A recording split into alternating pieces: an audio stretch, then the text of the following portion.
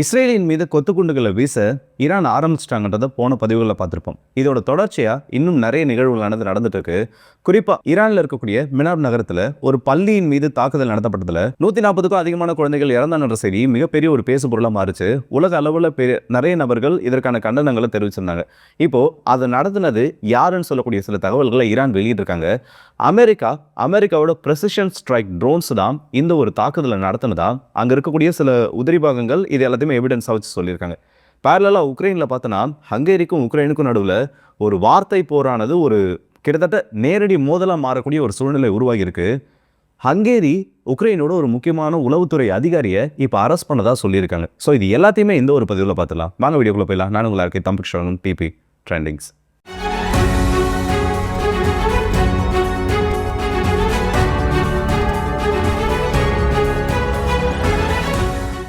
முதல் செய்தி ஈரான்ல இருந்து வந்திருக்கிறதா.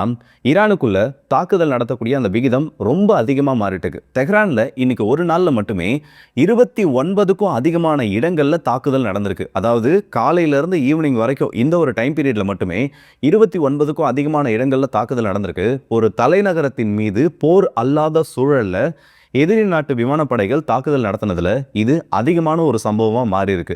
ஸோ ஒவ்வொரு நாளும் ஈரானுக்குள்ள அமெரிக்கா அவங்களோட தாக்குதலை தீவிரப்படுத்திட்டு இருக்காங்க. குர்து இன போராளிகள் கூடிய சீக்கிரத்தில் அமெரிக்காவோட ஆதரவோட உள்ள நுழைவாங்கன்ற ஒரு செய்தி வந்திருக்கு. இதை ட்ரம்ப் அவர்களோட போன ஸ்டேட்மெண்ட் மூலமா நம்ம உறுதிப்படுத்தலாம். ஏன்னா அவர் என்ன சொல்லியிருந்தாருன்னா, கிரவுண்ட்ஸ், அதாவது பூட்ஸ் ஆன் கிரவுண்ட்ஸ், நம்மளோட பாதுகாப்பு படை வீரர்கள் உள்ள போறதே நமக்கு கிட்டத்தட்ட ஒரு தோல்வி மாதிரி தான். அந்த அளவுக்கு இந்த பிரச்சனை போகாது, நம்மளோட நண்பர்கள் நமக்காக அங்கே போராடுவாங்கன்றதை அவர் உறுதிப்படுத்தியிருக்காரு. ஸோ அடுத்ததான் அமெரிக்கா குர்து இன போராளிகளை வச்சு என்ன ஒரு கேம் பிளான் பண்ண போறாங்கன்றது இந்த இடத்துல தெரியல. ஸோ ஒரு நாட்டை நீங்கள் அழிக்கணும்னா அவங்களுக்கு எதிராக இருக்கக்கூடிய நபர்கள் யார் வேணால் நண்பர்கள் தான். இது அமெரிக்காவோட ஸ்ட்ராட்டஜி. இதுக்கு என்ன பதில் சொல்றதுன்னு எனக்கு தெரியல. ஆக்சுவலாக ஈரானுக்கு இவங்களுக்கும் பிரச்சனைனா ஒரு வார் அனௌன்ஸ் பண்ணி நேரடியாக தாக்குதல்கள் நடந்தால் பரவாயில்ல. ஆனால் ஈரானை உள்ளேருந்து உடைக்கிறதுக்காக யாரெல்லாம் கை கோர்க்கணுமோ அவங்க எல்லாரோடையுமே அமெரிக்கா கை கோர்த்துட்டு இருக்காங்க. நீ என்னடா இதை பற்றி பெருசாக பேசுகிற, எதுக்கு இதை பற்றி பெருசாக பேசுனா, ஆக்சுவலாக இன்னைக்கு ஈரானுக்கு நடக்கக்கூடிய நிகழ்வு நாளைக்கு அமெரிக்காவுக்கு எதிராக நிற்கக்கூடிய யாருக்கு வேணாலும் நடக்கலாம். என்றைக்குமே உலகம்ன்றது சமநிலையாக இருக்கணும். உலகம் சமநிலையானது தவறி மோனோபாலின்னு சொல்லக்கூடிய அந்த ஒரு நாடு கிட்ட மட்டுமே அதிகாரம் வந்துச்சு, இல்லை அதிகாரமானது மேலவங்க ஆரம்பிச்சிருச்சுன்னா என்ன மாதிரியான விளைவுகள் ஏற்படும்ன்றதை இன்னைக்கு ஈரானோட யுத்தத்தில் அமெரிக்கா ரொம்பவே தெளிவாக காமிச்சிட்டு இருக்காங்க. அண்ட் அந்த மினாப் நகரத்தில் நடந்தக்கூடிய ஒரு தாக்குதலும் அமெரிக்காவோட ப்ரெசிஷன் ஸ்ட்ரைக் ட்ரோன்ஸை பயன்படுத்தி தான் நடத்துனதா சொல்லியிருக்காங்க. இது ஈரானோட ஷாஹித் ட்ரோன் மாதிரி தான். ஏன்னா உக்ரைனில் பயன்படுத்தப்பட்ட ட்ரோன்கள், கேப்சர் பண்ணப்பட்ட ட்ரோன்களை அமெரிக்கா அதோட டெக்னாலஜியை படித்து அப்படியே அதை ரிசம்பிள் பண்ணுற மாதிரி உருவ அமைப்புலேருந்து வார்ஹெட் வெஹிக்கிள்லேருந்து எல்லாமே ஷாஹித் ட்ரோன்ஸை பயன்படுத்துகிற மாதிரி அதை அப்படியே ரெப்ளிகாவாக இந்த இடத்துல பண்ணியிருந்தாங்க. அந்த ட்ரோன்களை பயன்படுத்தி தான் அந்த தாக்குதலானது நடத்தப்பட்டதாக சொல்லியிருக்கு. முதல்ல அமெரிக்கா என்ன சொன்னாங்கன்னா, நாங்கள் பக்கத்தில் இருக்கக்கூடிய பந்தர் அப்பாஸ், ஏன்னா அந்த நகரத்துக்கு மிகவும் பக்கத்தில் இருக்கக்கூடிய ஒரு நகரம் தான் இந்த மினாபும், அங்கே இருக்கக்கூடிய துறைமுகத்தின் மீது தான் தாக்குதல் நடத்தணும். மாறா ஈரானோட ஒரு பாலிஸ்டிக் ஏவுகணைகள் தான் மிஸ்ஃபயர் ஆகி அந்த ஒரு பள்ளியின் மீது விழுந்ததாக சொல்லியிருக்காங்க. ஆனால் அது ஒரு சுத்தமான போய். அந்த இடத்துல தாக்குனது ஈரானோட ஏவுகணைகள் கிடையாது. அந்த இடிபாடுகள்லாம் பார்க்குறப்பவே தெரியும் அந்த ட்ரோனோட ஃப்ராக்மெண்ட்ஸ் கீழே சதறி கிடந்துச்சு. ஸோ இப்பயும் ஈரான் அதை தான் ஒரு எவிடன்ஸாக அந்த இடத்துல கொண்டு வந்து கொடுத்துருக்காங்க. சமீபத்தில் நடந்த மிகப்பெரிய மனித உரிமை மீறல்களில் இதுவும் ஒன்று. ஏன்னா குழந்தைகளை கொன்றதுன்றது எப்படிப்பட்ட ஒரு யுத்தமாக இருந்தாலும், எந்த ஒரு நாட்டின் மீது யுத்தம் நடத்தப்பட்டாலும் பள்ளிகள், மருத்துவமனைகள் மீது தாக்குதல் நடத்தக்கூடாதுன்றதான் சர்வதேச சட்டத்திட்டம். ஆனால் இதெல்லாம் அமெரிக்கா என்றைக்குமே மதிக்கிறது இல்லை. இதுக்கப்புறமும் அவங்க மதிக்க போகிறது கிடையாது. பேரலாக டெல் அவீவ் மேலே பார்த்தோன்னா, del அவீவோட international airport, Ben Gurion airport மேலே இன்னைக்கு மிசைல் ஸ்ட்ரைக் நடத்தினதா ஈரான் ஒரு அறிவிப்பை வெளியிட்டிருக்காங்க. ஆனால் இஸ்ரேல் என்ன சொல்லியிருக்காங்கன்னா, ஈரானோட ஏவுகணைகள் பென்குரியன் ஏர்போர்ட்ல இருந்து 3 கிலோமீட்டர்கள் தொலைவில் விழுந்திருக்கு. டெர்மினலையும் தாண்டி அந்த ரன்வேஸையும் தாண்டி 3 கிலோமீட்டர்கள் தொலைவில் விழுந்ததாக சொல்லியிருக்காங்க. சிஎன்என்ல இன்னைக்கு ஒரு ரிப்போர்ட் வந்திருக்கு. என்னன்னா, அதிகப்படியான மீடியா சென்சார் ஆக்டிவிட்டியானது இஸ்ரேலுக்குள்ளே இப்போ இருந்துகிட்ருக்கு. அங்கேருந்து வரக்கூடிய செய்திகள் இல்லை மோஸ்ட்டாக உள்ளேருந்து வரக்கூடிய செய்திகளை ஃபில்டர் பண்ணிட்டு தான் வெளியில் அனுப்புறதா சொல்கிறாங்க. இதை சிஎன்என் சொல்லணும்னு அவசியமே கிடையாது. ஏற்கனவே 12 நாள் யுத்தத்திலேயே இஸ்ரேல் இதை தான் பண்ணாங்க.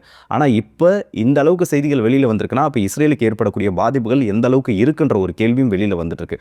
அதே நேரத்தில் இஸ்ரேல் சம்மந்தப்பட்ட ஃபேக் ப்ரோபகண்டாவும் இந்த இடத்துல பரப்பப்பட்டுருக்கு. இஸ்ரேலுக்குள்ள பாதிப்புகள் ஏற்படுறப்போ அதை கம்மியாக காட்டுறதுக்கு இஸ்ரேல் முயற்சி பண்ணுறாங்க. உள்ளே ஏற்பட்ட பாதிப்புகளை அதிகமாக காமிக்கிறதுக்கு சில நபர்கள் இந்த இடத்துல முயற்சி பண்ணிட்டு இருக்காங்க. ஆனால் உண்மையிலே என்ன நடக்குன்றது அங்கேருந்து வர ரொம்ப மினிமல் சோர்ஸ் மூலியமாக தான் வெளியில் தெரியுது. ஈரானுக்குள்ள பாதிப்பு ஏற்படக்கூடிய அளவுக்கு இஸ்ரேலுக்குள்ள ஏற்படலனாலும் ஈரான் எந்த அளவுக்கு இஸ்ரேலை பாதிப்படைய வைக்க முடியுமோ அந்த அளவுக்கு அவங்களுக்கு இப்போ இழப்புகளை கொடுத்துட்டு இருக்காங்க. ஸோ மிடில் ஈஸ்டில் டென்ஷன்ஸ் இந்த அளவுக்கு போயிட்டு இருக்கப்போ உக்ரைனும் ஹங்கேரியும் கிட்டத்தட்ட கட்டி பிடிச்சி கீழே உருளாத ஒரு கதை தான். என்ன இதோட பேக் ஸ்டோரி வந்து நேற்று நான் ப்ராப்பராக உங்களுக்கு சொல்ல நினைக்கிறேன். கொஞ்சம் பாதியோடு சொல்லிட்டு விட்டுன்னா சரி சின்ன அப்டேட் மாதிரி சொன்னால் போதுன்னு. நிறைய பேர் அதுக்கப்புறம் என்னதானே இருக்கே நடந்துச்சு, ஏன் உக்ரைனும் ஹங்கேரி இந்த அளவுக்கு முட்டிட்டு மோதிட்டு நிற்கிறாங்கன்னு கேட்டுட்டு இருந்தீங்க. ஒன்றும் இல்லை, சிம்பிளாக சொல்கிறேன் என்ன நடந்துச்சு. சமீபத்தில் ஜெலன்ஸ்கி அவர்கள் தொலைக்காட்சிக்கு ஒரு பேட்டி கொடுக்குறாரு. அதில் என்ன சொல்கிறாருன்னா 90 பில்லியன் யூரோப்பியன் யூனியன்லேருந்து எங்களுக்கு லோன் வரணும், 90 பில்லியன் யூரோஸ் ஆனது எங்களுக்கு கொடுக்க வேண்டியது இருக்குது. என்ன நீங்கள் கொடுத்து வச்சிங்களா? இல்லை கடனாக கொடுக்க வேண்டியது இருக்குது. சரி, அந்த 90 பில்லியன் லோனை ஒரு நபர் பிளாக் பண்ணுறாரு. இந்த ஒரு நபர்னு யாரை சொல்கிறாருன்னா ஹங்கேரியோட விக்டர் ஆர்பன் அவர்கள். ஏன்னா அவர் தான் இந்த 90 பில்லியன் பேக்கேஜ் உக்ரைனுக்கு கிடைக்க விடாமல் பண்ணிட்டு இருக்காரு.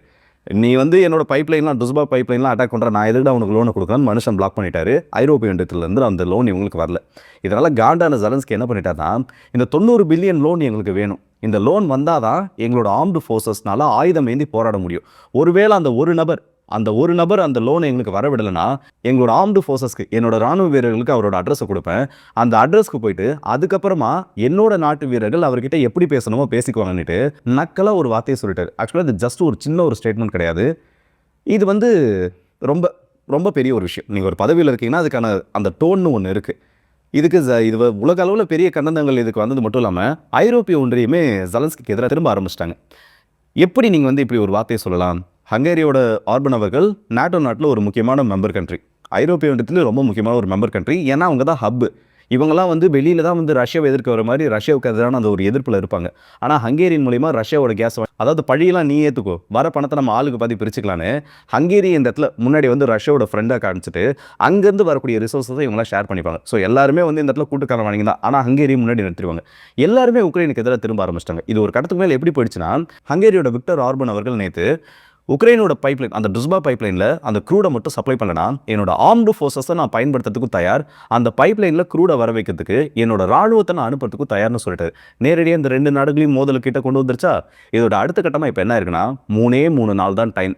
இந்த 3 நாளில் அந்த டுஸ்பா பைப்லைனை சரி பண்ணுறதுக்கு உக்ரைன் நடவடிக்கை எடுக்கல, இல்லை அந்த பைப்லைனில் க்ரூட் ஆயில் வரலனா டைரக்டாக எங்களோட ராணுவம் மற்ற நடவடிக்கைகளை எடுக்குன்றதை இன்னைக்கு ஹங்கேரியோட செக்ரட்டரி ஆஃப் ஸ்டேட் கன்ஃபார்ம் பண்ணியிருக்காரு. ஸோ ஆல்மோஸ்ட் 2 தரப்புமே வார்த்தை முதலிடத்தை தாண்டி அடுத்த கட்டத்தை நோக்கி இப்போ நெருங்கிட்டாங்க. இந்த ஸ்டேட்மெண்ட் வெளியில் வந்திருக்கக்கூடிய அதே நேரத்தில் உக்ரைனோட முன்னாள் உளவாளி அவரை ஹங்கேரியில் வச்சு இன்னைக்கு அரெஸ்ட் பண்ணுறாங்க. என்னடா இந்த எஸ்கலேஷன்ஸ் நடக்கிறதுனால இதை காரணம் வச்சு அரெஸ்ட் பண்ணுறாங்களான்னு பார்த்தோன்னா கிடையாது. அரெஸ்ட் பண்ணுறப்போ அவர்கிட்ட 39 மில்லியன் யூரோ, 9 கிலோ தங்கம், வெள்ளிலாம் கிடையாது தங்கம், 39 மில்லியன் யூரோவும் 9 கிலோ தங்கத்தோடவும் இவர் தலைவரை தூக்கியிருக்காங்க ஹங்கேரியில் வச்சு. தூக்குனது மட்டும் இல்லாமல் இவர் சம்மந்தப்பட்ட குரூப்ஸ் இல்லை அவரோட நெட்வொர்க்கை பிடிக்கிறப்போ இது வரைக்கும் ஹங்கேரியிலேருந்து 900 மில்லியன், கிட்டத்தட்ட 1 பில்லியன் அளவுக்கு இல்லீகலான மணி உக்ரைனுக்குள்ளே டிரான்ஸ்போர்ட் பண்ணப்பட்டிருக்கு, கடத்தப்பட்டது மட்டும் இல்லாமல் 146 கிலோ தங்கம் ஐரோப்பிய ஒன்றியத்தில் இருக்கக்கூடிய சில நெட்வொர்க்ஸ் மூலமா ஹங்கேரியின் வழியாக உக்ரைனுக்கு கடத்தப்பட்டிருக்கு. இது ரொம்ப பெரிய ஒரு பிரேக் த்ரூவாக இந்த இடத்துல பார்க்கப்பட்டிருக்கு. இவ்வளோ பெரிய ஒரு நெட்வொர்க்கை இவங்க பிடிச்சிருக்காங்க. அரெஸ்ட் பண்ணப்பட்டது யார்? உக்ரைனோட முன்னாள் உளவுத்துறை அதிகாரி. ஸோ ஏற்கனவே இவங்களுக்குள்ள இருக்கக்கூடிய மோதல் இப்போ இன்னும் அதிகமாக இருக்குது. இந்த டைமில் ஜெலன்ஸ்கியோட டோன்லாம் பார்க்குறப்போ எனக்கு எக்ஸாக்டாக கவுண்டமணி அவர்களோட ஒரு நகைச்சுவை காட்சியில் வரக்கூடிய ஒரு டயலாக் தான் இந்த இடத்துல ஞாபகத்துக்கு வருது. எடுக்கிறதோ பிச்சை, இதில் இலக்காரம் வேறையா? ஸோ அந்த மாதிரி இவர் வாங்குறது எல்லாமே எய்டு தான். ஆனால் அந்த எய்டை வாங்குறதுக்கு மற்ற நபர்களை மிரட்டக்கூடிய ஒரு நிலைமைக்கு வந்துட்டார். ஜெலன்ஸ்கி வந்து பேசக்கூடிய ஸ்டேட்மெண்ட்லாம் பார்த்தோன்னா கிட்டத்தட்ட டெஸ்பரேஷனில் பேசிட்டு இருக்காரு. எல்லாருமே வந்து மிடில் ஈஸ்ட் பக்கம் போயிட்டீங்க, 800 இன்டர்செப்டார்ஸை வெறும் 5 நாளில் காலி பண்ணியிருக்காங்க. அந்த 800 இன்டர்செப்டார்ஸை இது வரைக்கும் எனக்கு அமெரிக்கா கொடுத்ததே இல்லைன்னு அவர் பாட்டுக்கு அவர் பக்கம் புலம்ப ஆரம்பிச்சிட்டாரு. அவருக்கு என்ன பயனா, எங்கே நம்மள இந்த இடத்துல கை கழுவி விட்டுருவாங்களோன்னு. எல்லா நாடுகளுமே இப்போ ஒரு விஷயத்தை புரிஞ்சுக்க ஆரம்பிச்சிட்டாங்க. ஜெலன்ஸ்கியை பொறுத்த வரைக்கும் வாருக்கான ஃபண்டிங் உள்ள வரது தான் அவருக்கான லாபமாக பார்க்கப்பட்டு இருக்கு. ஏன்னா இல்லீகல் ரூட்ஸ் மட்டும் இல்லாமல் ஏகப்பட்ட இடத்துல ஜெலன்ஸ்கி சம்பந்தப்பட்ட நிறைய உக்ரைனுக்குள்ளே எதிர்ப்புகள் கிளம்பிட்டு இருக்கு. இவர் வந்து வரக்கூடிய பணத்தில் நிறைய பணத்தை ஜெலன்ஸ்கியோட அரசு சம்பந்தப்பட்ட அதிகாரிகள் இந்த இடத்துல கரப்ஷன் பண்ணிடுறாங்கன்னு. அப்படி இருக்கக்கூடிய நிலைமையில பணம் எல்லாம் வரது தட்டுப்பாடாக ஏற்படுறப்போ ஜெலன்ஸ்கியோட முடிவு இல்லை அவரோட எதிர்ப்புன்றது இந்த மாதிரி தான் வெளியில் வந்துட்டு இருக்கு. இப்படியே போயிட்டு இருந்ததுன்னா கூடிய சீக்கிரத்தில் உக்ரைன் ஒரு நாட்டையே வெஸ்டர்ன் கண்ட்ரிஸ் மொத்தமாக மறந்துடுவாங்க. இவங்களுக்கு ரொம்ப க்ளோசஸ்ட் ஆலையாக இருக்கக்கூடிய யூகே இப்போ மிடில் ஈஸ்ட் பக்கம் திரும்புறது ஜெலன்ஸ்கியால ஏற்றுக்க முடியல. அதோட வெளிப்படாவும் இது மாறிட்டு இருக்கு. ஸோ இந்த வீடியோ பற்றி உங்களோட கருத்துக்களை மறக்காம கமெண்ட் செக்ஷனில் சொல்லுங்கள். ஒரு பக்கம் பார்த்தோன்னா US and Israel vs Iran ரெண்டு தரப்பும் மாறி மாறி புது புது வெப்பன்ஸை ஒருத்தர் மேலே ஒருத்தர் பயன்படுத்திட்டு இருக்காங்க. இன்னொரு பக்கம் பார்த்தோன்னா ஜெலன்ஸ்கிக்கு எதிராக ஹங்கேரி மிகப்பெரிய நடவடிக்கைகள் எடுக்க தொடங்கியிருக்காங்க. இதை பற்றின உங்களோட கருத்துக்கள் என்றதை மறக்காம கமெண்ட்ஸில் சொல்லுங்கள். அண்ட் உதவியை கேட்கக்கூடிய ஜெலன்ஸ்கி மிரட்டக்கூடிய நிலைமைக்கு வந்துட்டார். அதை பற்றின உங்களோட கருத்துக்களை நடத்தி சொல்லுங்கள். ஸோ அடுத்த வீடியோஸ் இப்போ மாதிரி விடுபடுறது உங்கள் ஆக்கே.